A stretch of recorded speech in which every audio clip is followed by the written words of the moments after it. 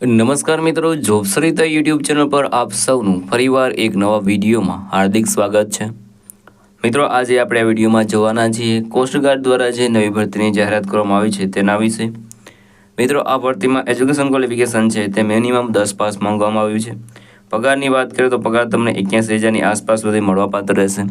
આ ભરતી માટે ભાઈઓ અને બહેનો બધા એપ્લાય કરી શકે છે જેમની ઉંમર 18 વર્ષથી લઈને 30 વર્ષ સુધીની હોય।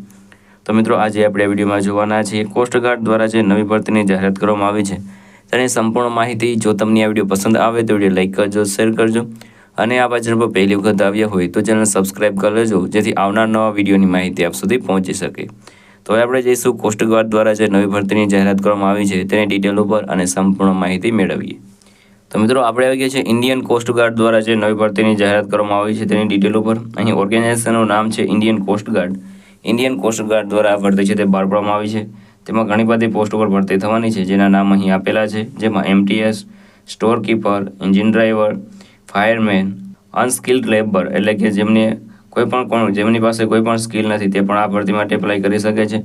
ટોટલ પોસ્ટની વાત કરીએ તો 40 પોસ્ટ પર ભરતી થવાની છે અને આ ભરતી માટે તમારે ઓફલાઈન એપ્લાય કરવાનું રહેશે। એપ્લાય કરવા માટે જે ફોર્મ છે તે તમને વિડીયોના ડિસ્ક્રિપ્શનમાં મળી જશે, ત્યાં તમે ફોર્મ ડાઉનલોડ કરીને તેમાં બધી ડિટેલ વાંચીને ફોર્મ ભરી શકો છો। ઓકેન એપ્લાય કોણ એપ્લાય કરી શકે છે તો ઓલ ઇન્ડિયાના મેલ અને ફિમેલ બધા ભરતી માટે એપ્લાય કરી શકે છે અને પગાર મેળવી શકે છે 18,000થી લઈને 81,000ની આસપાસ સુધી। વધારે માહિતી માટે તમારે ઓફિશિયલ નોટિફિકેશન છે તે ડાઉનલોડ કરીને તેમાં સૂચના છે તે વાંચી લેવાની રહેશે। એજ લિમિટની વાત કરીએ તો મિનિમમ તમારા 18 વર્ષ અહીં પૂર્ણ થઈ ગયેલા હોવા જોઈએ અને મેક્સિમમ અહીં 30 વર્ષ સુધી તમે આ ભરતી માટે એપ્લાય કરી શકો છો। સિલેક્શન પ્રોસેસની વાત કરીએ તો અહીં તમારે રાઇટિંગ એક્ઝામ દેવાની રહેશે, ત્યારબાદ ડોક્યુમેન્ટ વેરિફિકેશન કરીને તમને જોબ મળશે।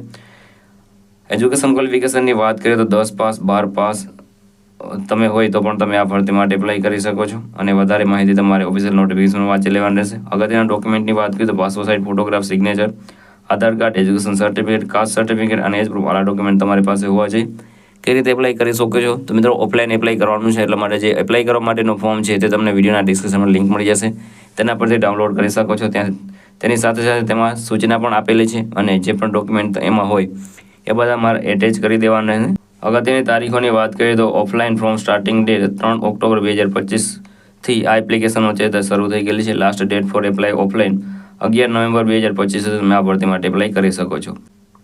અગત્યની લિંકની વાત કરીએ તો ઓફિશિયલ નોટિફિકેશન છે તે તમને વિડીયોના ડિસ્ક્રિપ્શનમાં મળે, ત્યાં તમે એપ્લાય કરી શકો છો। તો મિત્રો, આ તો આજનું નોટિફિકેશન। જો તમને આ વિડીયો પસંદ આવે તો વિડીયો લાઈક કરજો, શેર કરજો અને આ ચેનલ પર પહેલી વખત આવ્યા હોય તો ચેનલ સબસ્ક્રાઈબ કરી લેજો જેથી આવનાર નવા વિડીયોની માહિતી આપ સુધી પહોંચી શકે।